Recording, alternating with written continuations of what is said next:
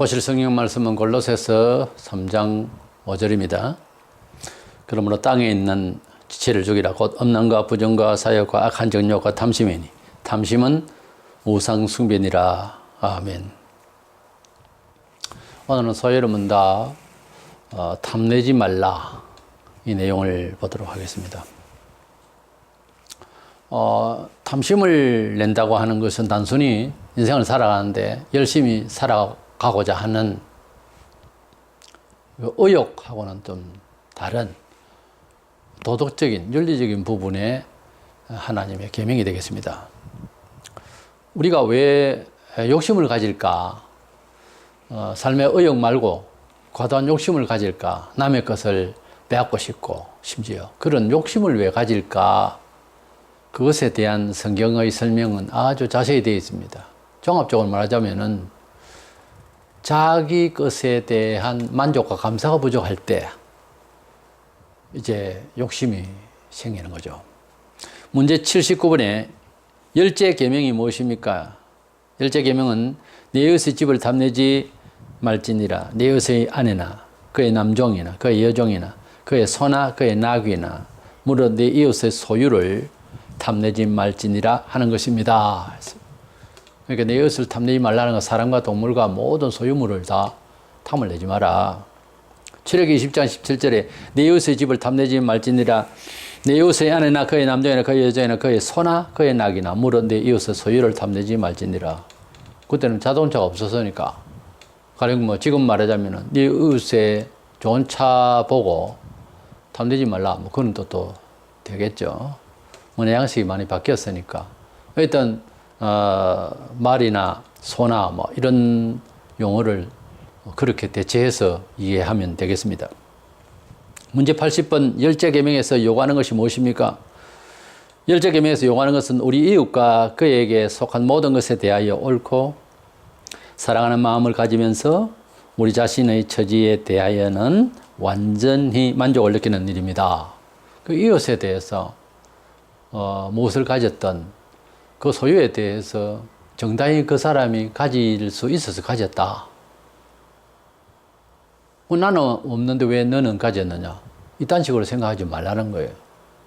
그 이유가 있었어. 정당히 그 사람은 가질 이유가 있어서 가졌겠지. 이렇게 생각을 해야 되고, 먼저는 자기 자신을 비교할 때 비교의식으로서 빈곤의식이 아니라 자기 자신에 대해서 만족감을 여기고 있어야 된다. 내가 많이 가지고 남이 적게 가졌을 때 내가 우월감을 가진다. 그것도 잘못됐지만은 자기 자신이 가지고 있는 소유에 대해서, 처지에 대해서 감사할 줄 알아야 된다. 만족할 줄 알아야 된다는 겁니다. 그래야 이 탐심이라고 하는 탐내지 말라고 하신 하나님 계명을 이룰 수가 있어요. 하나님 계명을 이룬다고 하는 것은 내 영혼이 잘 되고 내 인생이 잘 되는 거죠. 히브리 13장 5절에 돈을 사랑치 말고 있는 바를 족한 줄로 알라. 그가 친히 말씀하시기를 내가 과연 너희를 버리지 아니하고 과연 너희를 떠나지 아니하리라 하셨느니라 그랬어요. 사람이 돈을 벌고 경제활동을 성실히 해야 됩니다. 원래 이만하면 됐다가 없어요. 열심히 살고 성실해야 됩니다. 문제는 그 일의 결과에 대해서 감사할 줄 알아야 돼요. 만족할 줄 알아야 돼요. 그것이 비교의식 속에서 불만이 되어버리면 여기에서는 문제가 있어요. 아무리 열심히 살아도. 디모데전서 6장 6절 그러나 지적하는 마음이 있으면 경건이 큰 이익이 됐느니라. 하나님 앞에서 만족스럽게 자기 처지에 대해서 그렇게 감사하고 하나님 앞에서 요동하는 그런 탐심으로서 허겁지겁하고 세상에서 욕심을 내고 부리고 그러는 것은 그건 경건치 못한 생각이라는 거예요. 문제 81번 열째 계명에서 금하는 것이 무엇입니까? 열째 계명에서 금하는 것은 우리 이웃의 잘 되는 것을 시기하고 싫어하면서 우리 자신의 처지에 불만을 가지는 일과 이웃의 소유에 대하여 부당한 행동을 하거나 탐욕을 가지는 모든 것입니다. 그랬어요. 국가적으로는 전쟁이 일어날 때 전쟁의 원인에 있어서 단순히 그 땅을 차지하기 위한 침략 전쟁이 있고요. 그리고 그 백성을 사용해서 어떤 자기 나라의 부강을 위해서 생산성을 높이기 위해서 그래서 일꾼이 필요해서 그 나라를 점령을 할 수도 있습니다. 그런데 이 모든 전쟁의 기본적인 심리적인 내용을 보면 한 이웃 관계에서 한 사람과 사람이 다투는 것, 그 중에서도 욕심을 내서 다투는 것하고 비슷한 거예요. 자기 것이 많으면 나눌 수 있고 없으면 내게 있는 것을 가지고서 서로 물물 교환을 한다든지 혹은 정이 안 되면 동정을 한다든가 그에 대한 또 감사를 하고 이러면 얼마나 아름다운 세상이 되겠어요. 근데 욕심을 내고 권리를 침해하고 이게 전쟁이 나고 사고를 치고 죄를 짓는 거예요. 그러니까 이웃이 가지고 있는 소유, 이웃 나라 가지고 있는 소유, 그 권한에 대해서 혹은 그 정도에 대해서 나와 비교를 할 때에 많고 적고 간에 남의 것에 대한 하나님 경륜이 있을 것이 생각하고 세상의 어느 분야든지 완벽한 건 없어요. 항상 누락된 부분이 있어요. 또 내게 있는 것이 남에게 없을 수도 있거든요. 그래서 자기 것을 먼저 만족할 줄 알 때 그때에 이제 탐심이 안 생기고 서로 소통하면서 논의가 될 수 있고 최소한 그런 좋은 자세로서 서로 의논해가면서 살 수 있는 그런 심정이 되는 것입니다. 고린도서 10장 10절에 저희 중에 어떤 이들을 원망하다가 멸망시키는 자에게 멸망하였나니 너희는 저희와 같이 원망하지 말라. 이 말은 이스라엘 백성들이 광야에 살 때에 본성적으로 불만을 많이 했습니다. 그 불만이 어디서 나왔을까 생각해 보니까 고생하며 400년 동안 애굽에서 체질상 노예 생활을 하는 것이 처음에는 노예다, 서글프다, 어쩌다 우리가 이렇게 됐느냐 했겠지만 세월이 400년 동안 갔다 40년만 가도 당연히 이렇게 사는 거다라고 되어지게 되어 있어요. 어릴 때부터 아이가 태어나서 계속 그런 생활 환경 속에서 자라면 당연시 한다고 말해요. 제가 많이 따뜻한 부산 쪽에서 경기도 쪽으로 이사를 와서 살아갈 때에 일생을 거기서 살다 여기서 와서 겨울 되면 많이 춥고 눈도 많이 내리고 그것도 겨울이 좀 길어요. 이 체질상 이게 잘 못 받아들입니다. 7년이 돼가도 지금도 편치를 안 해요. 춥기만 하면. 이것이 뭔가 하면은 습관이고 몸이 습성이 돼 있어서 그래요. 오랫동안 살아왔던 그것도 어릴 적에 담은 정서가 평생 갑니다, 보면. 바닷가에서 살았던 사람은 바다가 친합니다. 어른이 되어도, 딴 동네 가서 살아도. 어릴 때부터 바다도 없고, 그냥 뭐 산골짜기에 살았다. 그러면은 바다도 없고 산에서 내가 물 흐르는 정도, 그 정도에 살던 사람과 큰 바다를 보고 살던 사람과의 정서가 같지를 않아요. 그리고 도심 속에서 시멘트로 쌓여있는 이런 도심 속에서 태어나서 자라고 그래서 이런 도시 문화 속에서 살던 사람은 다른 도시에서 살 때도 보고 듣고 맡은 냄새까지도 비슷비슷하니까 아무 이상치 않는데 공기가 맑고 자연과 벗하고 그렇게 바다와 산과 들과 이렇게 어우러져 살던 사람은 도심 속에서 오랫동안 그렇게 살다가 도심 속에서 살면은 설명할 수 없는 그런 반감, 잘 융화가 되지 않는 이런 정서는 도덕과 윤리 문제하고 좀 다르게 심리적으로 정서상 이게 잘 안 됩니다. 불편하죠. 그래서 아무리 논리적으로 설명을 해도 그게 그렇게 잘 안 됩니다.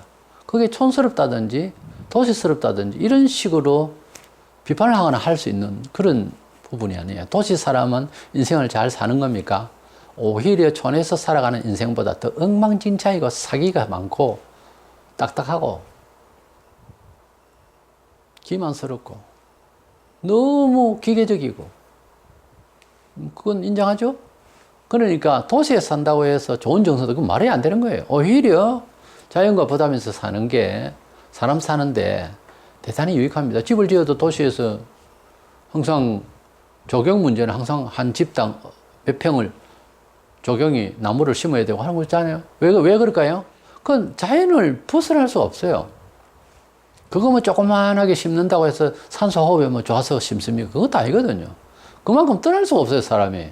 자연을. 그 애국에서 먹고 지내고 종로를 하고 하던 섭석이 탁 되어 있다가 이 광야 생활을 하면서 아침마다 내려주시는 일을 해가지고 농사를 한 거 아닙니다.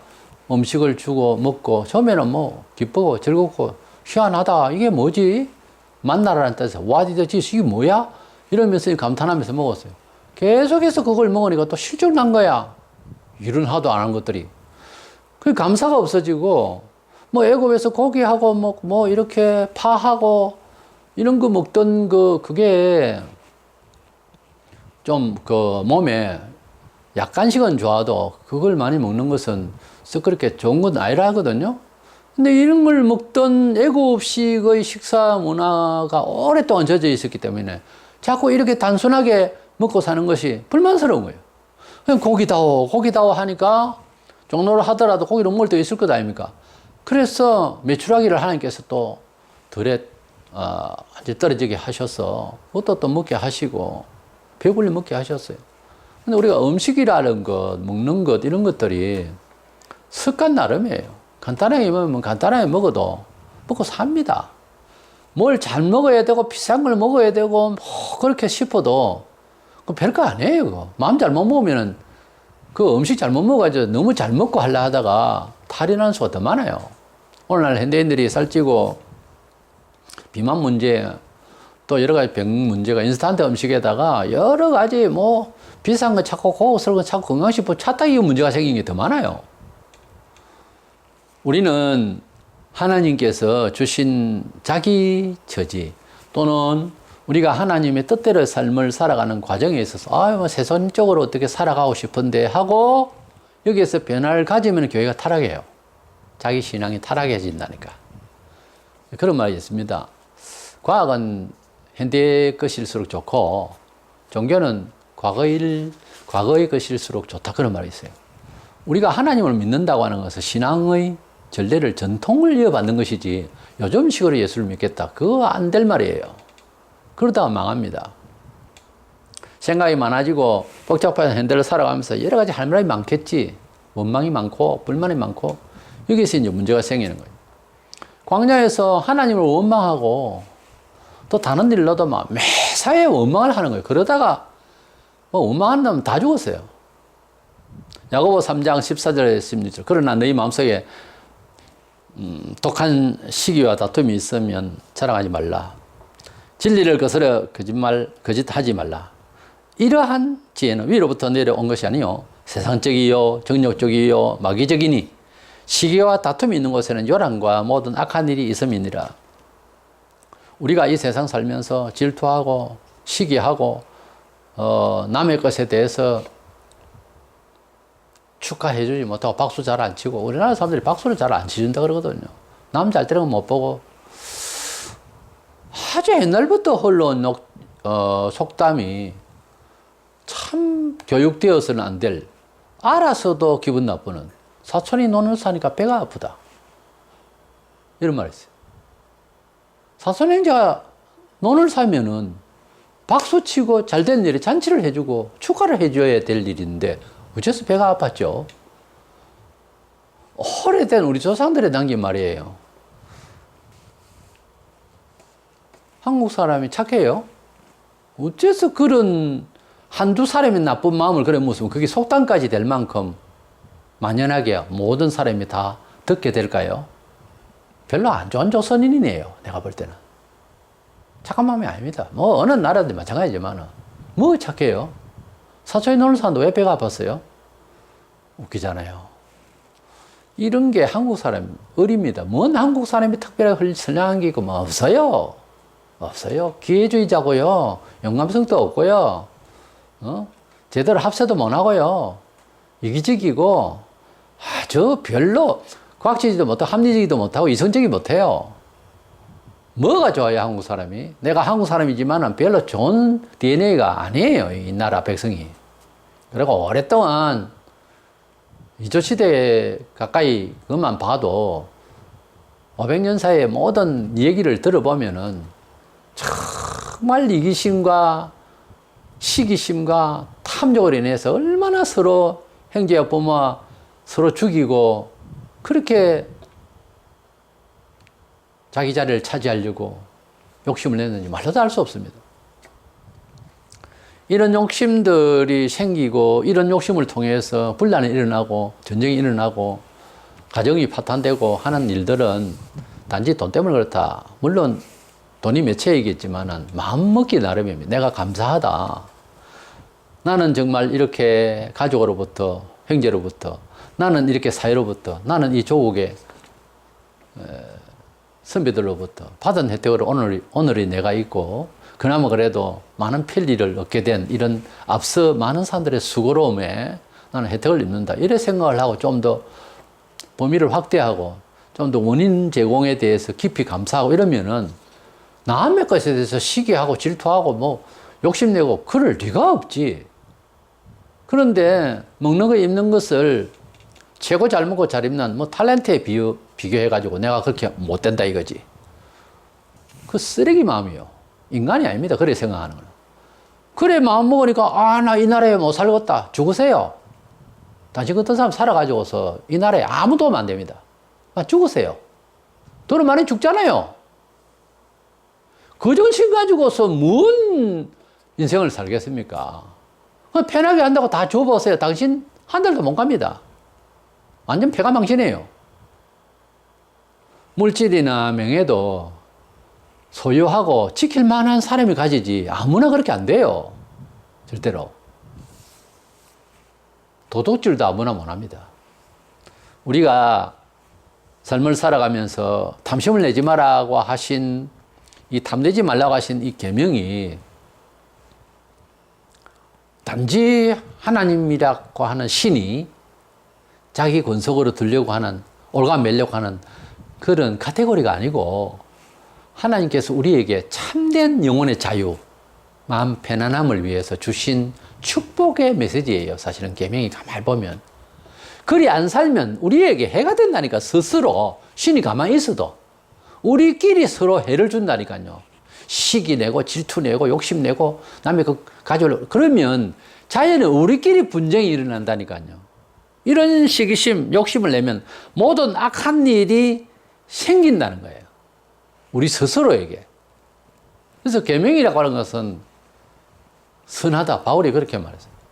계명이 신령한 일이고 선한 것이라고 했어요. 맞죠? 우리 자신이 잘 되라고 하는 하나님 한 분밖에 없다. 얼마나 간단해요. 그런데 오만 가지 다 신이 딱 하면 복잡합니다. 그 나라 문화를 이해해주고 또 하고 또 하려고. 신의 이야기가 너무 많아요. 이러니 신은 하나밖에 없다 하는 게 훨씬 편하지. 예수님만 구세주다. 간단하잖아요. 그래 다른 방법이 있다. 복잡하게 생각하면 어지러워요. 그런 구원을 어떻게 어느 것을 선택을 할까요? 너무 많은데. 적어도 선행의 예태만 하나 찍어보지. 그게 아니잖아요. 구세주도 한 분이다. 하나님도 한 분이다. 간단하잖아요. 천국 아니면 지옥 간단하잖아요. 뭐 중간에 또 뭐가 있어요. 뭐. 8층 8계단이 있고 여러 지옥 그것도 아니에요. 다 없는 말이에요. 지옥이면 지옥이고 천국이면 천국이지. 너무너무 복잡하게 생각하다가 남자도 아닌 여자도 아닌 중성이 있는 거야 지금은. 중성이 있어요? 없어요. 남자 아니면 여자뿐이에요. 그런데 남자도 아니고 여자도 아닐 수가 있다라고 생각을 자꾸 그렇게 하고 말을 만드니 사회가 그 모양이 되는 거예요. 어떻게 해서 남자와 여자가 따로 있지 거기 중간에 있어요. 천국 아니면 지옥이에요. 하늘 아니면 땅이고 영 아니면 육이고요. 순간 아니면 영혼이고 물이 아니면 흙이지 중간이라는 게 없어요. 어떻게 중간이 있어요? 거짓도 하면 참된 것이고 중간이 어디 있어요? 중간이. 우리가 예수 만나서 영생구원에 기뻐하고 한참 정신 없이 기뻐할 수 있습니다. 어떻게 살 생각도 못하고 한동안 한참 기뻐할 수 있어요. 성령이 임재하면 사람 완전히 돌변하면 너무 세상이 다르게 보이는 거예요. 그 기쁨은 이런 말로도 알 수 없습니다. 눈물이 줄줄줄 흘리면서 남들이 보면 미치다 그래요. 안 그래요. 보통 세상에서 종교적인 용어로 말하자면 도를 닦은 거예요. 도의 경지에 올라온 거예요. 세상을 보면은 너무도 허무하고 세상 천년만년 살겠다 요만밖에 안 돼요. 너무도 안 됐어요, 세상을 보면은. 그래서 이 세상을 내가 어떻게 살 것이냐. 그 중에서 사회윤리적으로 살아가는 제일 처음에 생각이 뭐가 더라 하면은 내 자신이 이 처지가, 지금 뭐 병도 있고, 지금 못 살기도 하고, 상황이 아닌데도 감사한 거예요. 내 존재라는 개념을, 나의 존재에 대한 정체성이 너무 감사한 거예요. 살아있다는 자체가 펄펄 뛰고 싶을 정도로 기쁜 거예요. 왜? 이 살아있음에, 말이라도 할 수 있으면, 예? 두 다리가 날아가서 두 팔이라도 있으면, 다 없어져도 내 얼굴이 있으면, 내 말을 할 수 있으면, 하여튼 자기가 가지고 있는 것에서 최대한 만족하게 되는 것은 증거하고 싶다는 거지. 하나님이 계시다는 거. 우리 존재가 예수님이 재림하시면 완전한 몸이 된다는 거. 영원한 영생의 부활의 몸이 된다는 거. 여기에 대해서 거의 뭐 환희가 일어나서 도저히 참을 수가 없는 기쁨이 넘쳐나게 되는 거죠. 그런 사람이 어찌, 그런 경험의 사람이 어찌, 그것을 확인한 사람이 어찌 남의 것을 탐을 내고 시기하고 질투를 할 여가가 있겠습니까? 그냥 감사할 뿐인데, 일상에서 우리가 우리 자신이 감사하고, 일상에서 내가 받은 바 내 처지가 너무 감사하고 이럴 수가 없다. 어떻게 이렇게까지 하나님이 많이 주셨을까? 내게 이런 기회, 내게 이런 달란트, 기질, 나에게 이런 어떤 경우, 어떻게 하나님께서 나를 이렇게 사랑하실까? 이거를 정의 모르겠거든. 꼬잡아도 안 되고 내 스스로 가슴을 치도 모르겠거든. 당장 시간 나면 그냥 병원에 가서 가족이 아니라도 찾으면 또 주변에 아픈 사람이 이제 찾아가서 병원에 가서 환자를 봐보세요. 들은 뭐가 아무 일도 못 하고, 또 제대로 방금 못 하고, 피부로 상처벽에 있는 사람을 한번 보세요. 어떤 마음이 드는지. 오죽했으면 성경에 잔치집에 가는 것보다 초상집에 가는 것이 낫다고 그랬겠어요. 나도 죽는구나 하는 것을 알게 되고 사람이 경건하게 되잖아요. 우리가 교만하고, 불만하고, 원망하고, 해일 조선인은 어쩌니 이딴 식으로 생각하는 것이 어디서 이런 심적 동기가 왔냐면 국가가, 사회가 그게 아니에요. 부모도 원인이 아니고 친구도 원인이 아닙니다. 만족하지를 못해서 그래요. 자기 자신에 대한 지족감이 없고, 그리고 하나님을 감사치 못하는 이 마음 때문에 생기는 것이 시기, 질투, 탐심, 욕심인 거예요. 우리가 삶을 살아가면서 이러한 본선적인 또는 개인마다 좀 차이가 있겠습니다만 마음대로 안 된다고 불만하고 이런 모든 것들 때문에 남의 것을 탐을 내고 욕심, 그건 강도짓이죠, 마음으로는. 이런 일이 발생하니까 먼저는 자기가 돌이켜 볼 때에 내 생애를 얼마나 내 현실, 내 자체를 감사하고 사는가, 너무 좋다, 너무 감사하다 이런 마음이 드는지, 아니면 그게 통 안 되면 다른 데 원인을 찾지 마세요. 시간을 내서 자기 자신에 대해서 돌이켜 봐야 됩니다. 그래도 안 되겠거든. 제가 하잖아요. 병원에 가보든지 팔다리를 자르거나 뇌수술을 받거나 하여튼 그런 사람 한번 보세요. 어떤 마음이 드는가. 당신이라고 해서 그 병이 안 들 수가 있어요? 아침에 나갔다가 저녁에 들어갈 때 죽어 들어올 수도 있고요. 아침에 나갔다가 저녁에 들어갈 때 한쪽 다리 잘릴 수도 있어요. 사람이 한 걸음 앞을 몰라요. 어떻게 그렇게 자신만만합니까? 내 눈 뜨고 길 잘 간다고. 나는 뭐 운전의 베테랑이라고. 아무리 해도 오는 놈이 들어받아 보면 할 수 없어요. 길을 잘 가는데 옆에서 갑자기 뻥 터져서 함께 죽을 수도 있고요. 아무 일도 없었는데 땅이 꺼져서 매몰될 수도 있어요. 어떻게 자신을 그렇게 믿어요? 아무것도 믿을 수 없어요. 그러니까 오늘을 감사하고 살아가는 목적의 선한 뜻을 가지고 열심히 살아가는 그런 마음이 될 때에 질투심, 시기심, 탐욕, 남의 것을 탐내는 것 있을 수가 없는 거죠. 탐내지 말라고 하는 것은 아무나 가질 수 있는데 그러지 말라 이런 차원이 아니고요. 너 자신을 만족 안 하면 그런 일이 생긴다는 뜻이에요. 다른 말로는. 자기 자신에 대한 만족감을 가지면 남의 것에 대해서 탐심은 안 가지게 되어 있습니다. 원래. 자기가 자기를 돌아보면 십계명 중에 마지막 번째는 자기를 만족하고 하나님 앞에 감사하라는 뜻이에요. 다른 말로는. 그렇게 하면은 우리 마음이 훨씬 풍요해지고 은혜가 되고 편안하게 됩니다. 어차피 남의 것 가져와서 내게 채우겠다는 것은 그것을 통해서 내가 행복하겠다 그런 뜻인데 그게 그렇게 안 된다 그 말입니다. 남의 걸로서는. 어차피 행복한 마음이 소재를 통하여 얻는 결과라면은 내 마음이 행복해 버리면 안 갖다 놔도 되잖아요. 가져와서 행복 안 하는 것보다 안 가져왔어도 행복한 마음이 유지된다면 그게 행복한 사람이죠. 그렇잖아요. 100평에 살면 행복할 것 같습니까? 안 해요. 10평에 살아도 행복하려고 하면 행복할 수 있어요. 그 마음 먹기 나름이에요. 예수님이 그런 물질적인 것을 신앙과 양심과 그리고 환경을 동일하게 그리고 비례하게 생각했다면은 웬만하면 교주로서 잘 살면 살 수 있잖아, 우리 생각에는. 지금 큰교회주의하고 요즘 타락한 목사들 생각이 영혼이 잘된 같이 범사가 잘되고 강건하라 하는 이 말씀에 대한 오해가 있어가지고 번영신학이 되어서 이 조용기가 다 물들인 건데 물질과 신앙적 행복을 균등하게 봐요. 그건 아닙니다. 그거 속인 거예요. 그래서 물질주의로 가고 환경주의로 가고 예배당이 크면 행복한 것 같고 자꾸 이런 쪽으로 가면 탐심이 생겨요. 더 크고 싶고 원래 그러죠. 세상은 1,000을 가지면 10,000을 가지고 싶고 자꾸 그러니까 이게 질투심과 문제가 자꾸 발생하는 거예요. 남들에게 해를 주고 우리가 가지고 있는 요소 감사하는 사람이 되어서 남의 것을 탐욕을 내는 그런 마음이 제하여지는 저와 여러분 되시기를 원합니다.